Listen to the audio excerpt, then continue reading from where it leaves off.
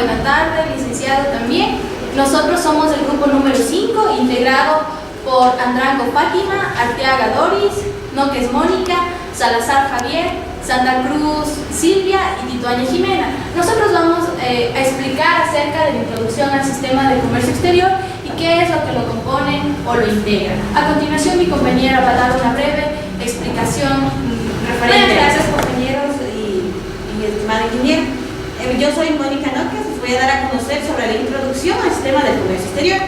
En el comercio exterior, sobre todo en las exportaciones, es la base fundamental que está en el conocimiento exacto que se tenga, o sea, que se debe tener en el mercado que vamos a conquistar. ¿Y cómo vamos a hacer? Para esto debemos saber cómo funciona el sistema del comercio exterior. Aquí tenemos 5 elementos que lo componen. Primero, los aranceles, las cuotas y contingentes, el boicot, bloqueo y embargo, los controles de cambio, las barreras comerciales y arancelarias. Dentro de los aranceles, vamos a explicar qué es el arancel. Bueno, dentro de los aranceles vamos a explicar qué es esto, ¿no? El arancel es un impuesto que el gobierno aplica a ciertos productos importados. El arancel podría estar diseñado para recaudar ingresos o bienes para proteger las compañías nacionales. El arancel es un impuesto o un bien extranjero que se recauda para la economía nacional, es decir, que todo lo que ingresa debe pagar el arancel y ese dinero se queda en nuestra nación. Vamos a ver los componentes básicos. La nomenclatura arancelaria no es más que la estructura u ordenación sistemática de la mercancía en el arancel. La tarifa arancelaria, conjunto de gravámenes asignados a cada una de las partidas para establecer el grado de protección y de las mercancías que comprenden. Dentro de esto vamos a ver las clases de aranceles que existen. Ad valorem, aranceles específicos y aranceles combinados. Ad valorem es un valor agregado, como dice, sí, agrega un valor para...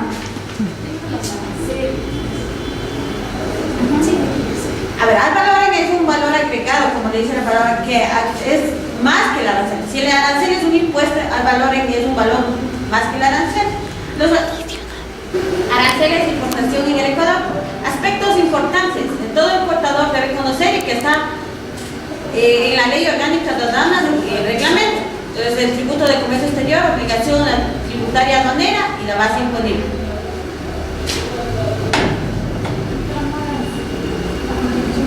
A continuación, mi compañera va a explicar sobre el contingente arancelario. Compañeros, les saludo a Doris Arteaga, ingeniero Guadalajara. Yo les voy a hablar sobre el contingente arancelario.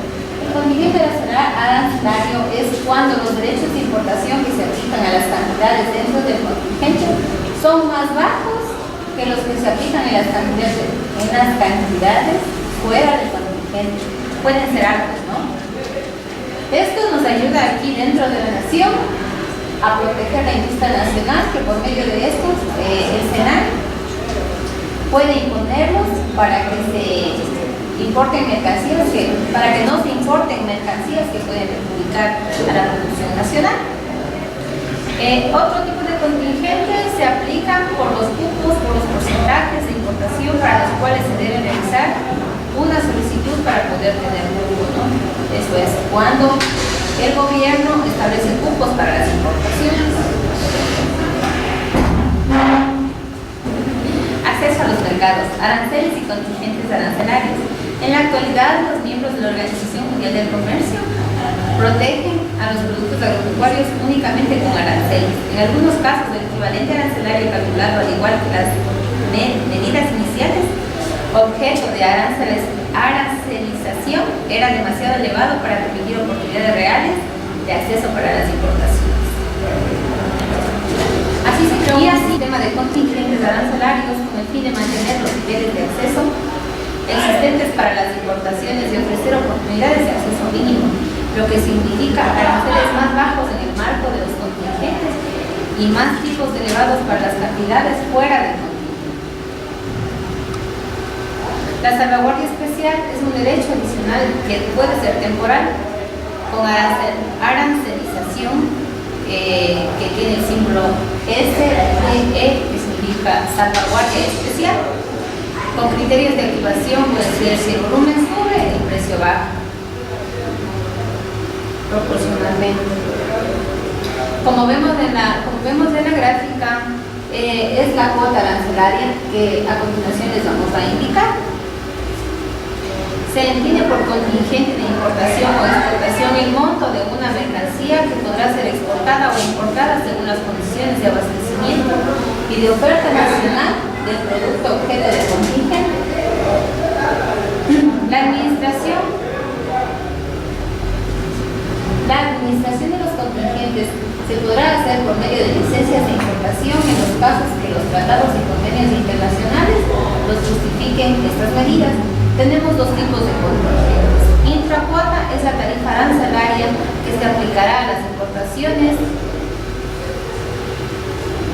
y la extracuota es la tarifa arancelaria que se aplicará a las importaciones que se importe sobre el volumen de contingente.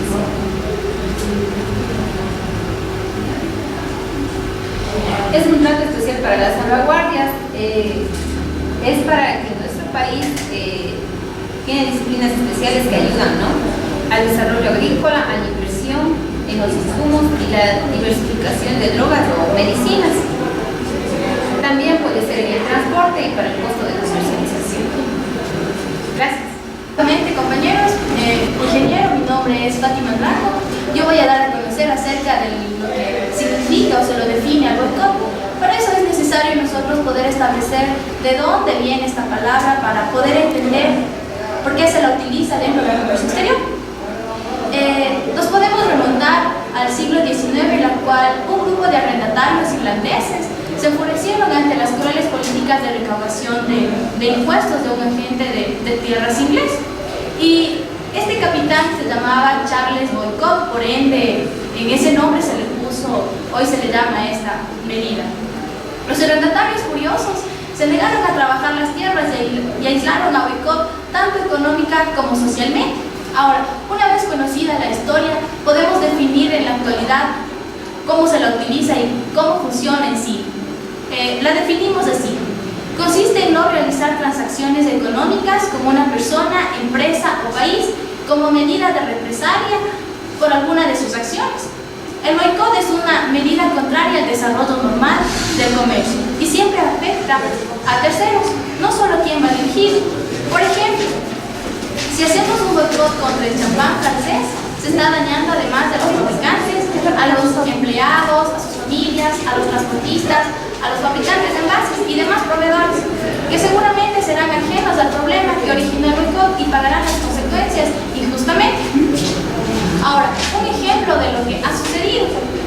Una de las victorias más significativas que se han logrado mediante un boicot fue precipitar la abolición del apartheid en Sudáfrica, con el apoyo de las desinversiones desde la década de 1980. Se iniciaron boicots en todo el mundo contra Shell, Kellogg's y Coca-Cola, entre otros para protestar contra las políticas racistas del gobierno sudafricano. Ahora, como en todo, existe una clasificación. Tenemos el boicot primario, es la decisión de no comprar mercaderías o servicios de una compañía determinada. Por decir, yo soy una distribuidora de Coca-Cola, yo ya no adquiero Coca-Cola, ¿no? En cambio, de lo que se distingue del boicot secundario, va dirigido a una tercera parte, es decir, negarse a comprar cualquier cosa de alguien que vende productos fabricados por la compañía a la cual se le está realizando el boicot. Esto ya va más bien al consumidor directamente o al usuario, por decir, yo ya no compro nunca más Coca-Cola o de lo que venga de esa compañía. Ahora tenemos la clasificación por el objeto. Tenemos dos, el boicot de commodities y boicot de marcas.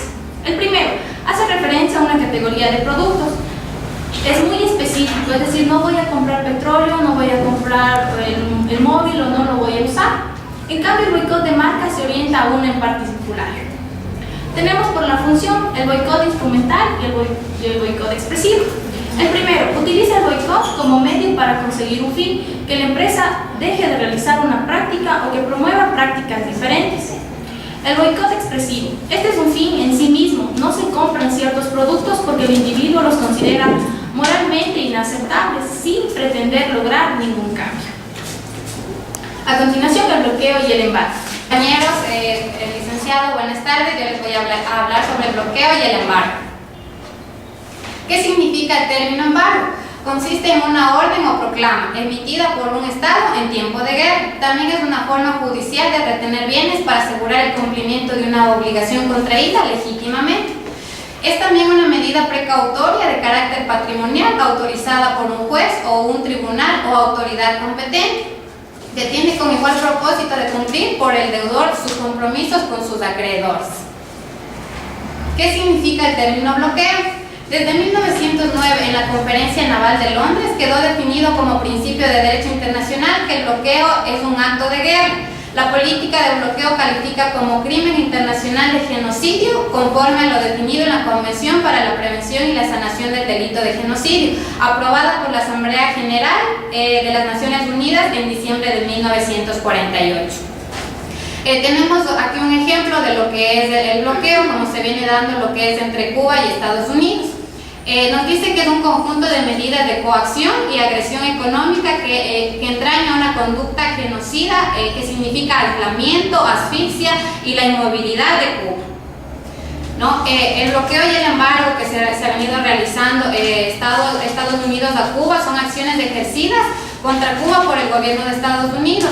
No se enmarcan en la definición de embargo. Por lo contrario, trascienden y tipifican un bloqueo a perseguir el aislamiento, la asfixia, la inmovilidad de Cuba con el propósito de ahogar a su pueblo y llevarlo a claudicar de su decisión de ser soberano e independiente.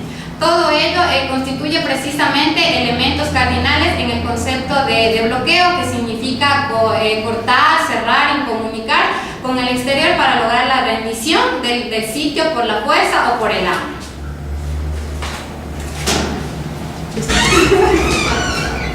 Control de cambio. Mi nombre es Jimena España, voy a hablar sobre el control de cambio. Los exportadores podrían enfrentar también controles de cambio que limitan la cantidad de intercambio monetario con otros países y el tipo de cambio respecto a otras divisas. En un sistema de regulación de divisas de carácter gubernamental, en virtud del cual el gobierno maneja todas las compras y ventas de divisas. Modalidades del control de cambio.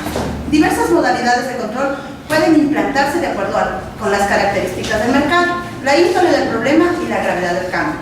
Estaríamos hablando de una clasificación del control de cambios. El control de cambio absoluto, o sea, la reglamentación total de la oferta y la demanda de divisas. Es prácticamente imposible de implementar por las inevitables y múltiples evasiones y filtraciones que tienen lugar cuando la economía no es enteramente centralizada. Control parcial o de mercados paralelos. El control parcial o de mercados paralelos ha sido practicado en diferentes países y oportunidades.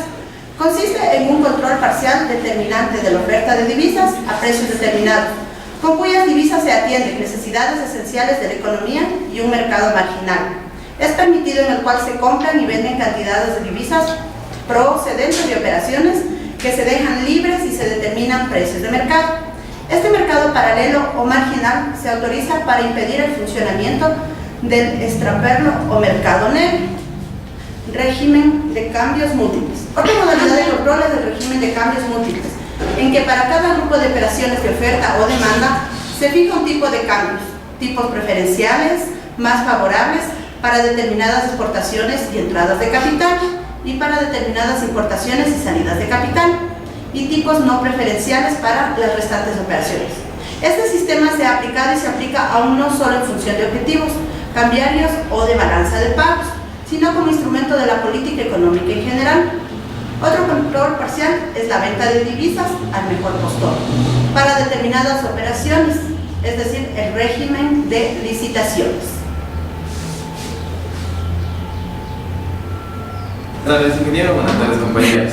A mí me toca explicar sobre las barreras comerciales no arancelarias. Se refiere a las disposiciones gubernamentales que obstruyen el ingreso libre de mercancías a un país determinado, poniendo requisitos de ingreso a los productos o servicios como determinadas reglas o ciertas características. Existen dos tipos de barreras no arancelarias. Barreras sanitarias, que consiste en que hay mercancías que pueden ser tóxicas para la población y no se puede permitir el ingreso. Y barreras técnicas, que son la documentación que deben tener todas las mercancías en orden y pasado todas las pruebas. Principales barreras no arancelarias aplicadas por los países al ingreso de mercancías: determinaciones de precio, medidas compensatorias, exigencias de porcentaje al contenido nacional, mercancías de prohibición importación, inspección previa al embarque y requerimientos sanitarios. Otros obstáculos y técnicas de comercio que pueden ser como acreditación, acuerdo de reconocimiento mutuo, acuerdo sobre los obstáculos técnicos al comercio de la OMC, calibración, centro de información, certificación de la conformidad, código de buena conducta, comité de obstáculos técnicos al comercio de la OMC, equivalentes y medidas para la facilitación del comercio. Bueno, esto es todo, ingeniero. Esta es nuestra exposición. Somos el quinto grupo. Mi nombre es Javier Salazar.